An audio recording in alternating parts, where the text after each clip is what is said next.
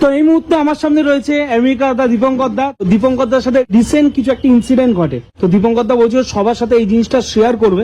তো দীপঙ্কর দা কি ঘটেছিল আমি এখনো অব্দি জানি না, তো তোমার মুখে শুনতে চাই আমি এবং সবাই। যারা রবিবার মানে কালকে সোমবার গেল তার আগে যে রবিবার, ওই রবিবারে আমার দোকানে যারা যারা খেতে এসেছিল তাদের কাছে আমি হাত জোর করে ক্ষমা চেয়ে নিচ্ছি।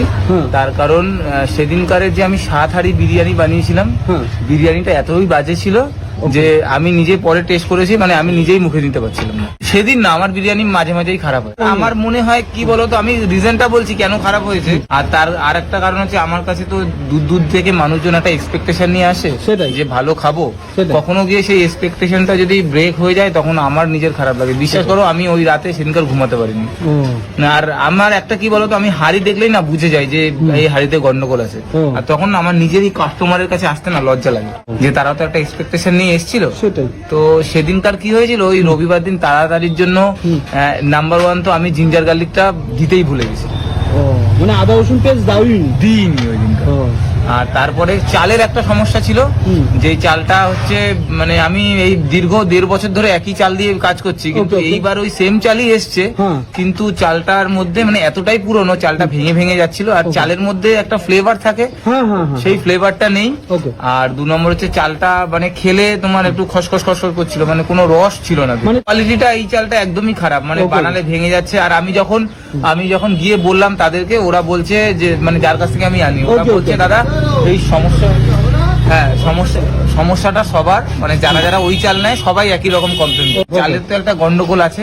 আর দ্বিতীয় নম্বর কথা হচ্ছে ওই যে জিঞ্জার গার্লিক পেস্টটা দিতেই ভুলে গেছি। সাধারণত টেস্ট আসবেই না, জিঞ্জার গার্লিক না বললে সেই বিরিয়ানিতে কি করে টেস্ট হবে। তার উপরে অনেক কিছু ডিপেন্ড করে তোমাদের। তারা বলবে যে দাদা তোমার ভিডিও দেখে তো গেছিলাম, ভালো হয়নি, একদম বিচ্ছিরি ছিল। তোমাদেরও একটা রেপুটেশনের ব্যাপার থাকে না। এবার আমি সত্যি খুব লজ্জিত ওই কারণে যে মানে সেই হাড়িটা এরকম হয়েছে, সেই হাড়িটা না প্রত্যেকটা হাড়ি, সেই 7 হাড়িতে এরকম হয়েছে। গ্রেভিটা তো ওই একবারে আমরা করে রাখি নরমালি, আর গ্রেভি নতুন করে তো বানানো যায়নি, ওই গ্রেভি দিয়ে বিরিয়ানি হয়েছে। ওই মানে ওই দিনখানা একদম বাজে, মানে সবাই যারা খেয়েছে হয়তো আমাকে মুখের উপর অনেকে বলতে পারে পুরো সকাল থেকে রাত পর্যন্ত একই রকম চলেছে। চলো তোমাকে দেখা তাহলে একটু দেখিয়ে দিই, মানে এখন কি চাল ইউজ করছে সেটা একটু তোমাদেরকে দেখিয়ে দিই। তাহলে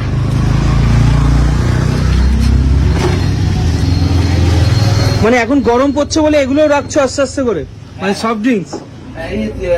ওকে, এখানে দেখতে পাচ্ছ এই যে চাল দেখছো বস্তাকে বস্তা রয়েছে 303, এটা ওটা 303। ওকে 11-21 বাসমতি। ওকে ওকে, মানে এই চালটা তুমি এখন ইউজ করছো, চেঞ্জ করে দিয়েছো? চেঞ্জ করে, কারণ এই বিরিয়ানি এই চাল দিয়ে বিরিয়ানি যত বানাবো তত কমপ্লেন আসবে। ওকে ওকে, ওই জন্য তুমি চাল চেঞ্জ করে এখন 303 এই চাল রেখেছো। আর চাল যে চেঞ্জ করেছি তার ভিডিও আছে আমার। ওকে ওকে ওকে ওকে, ঠিক আছে ঠিক আছে ঠিক আছে।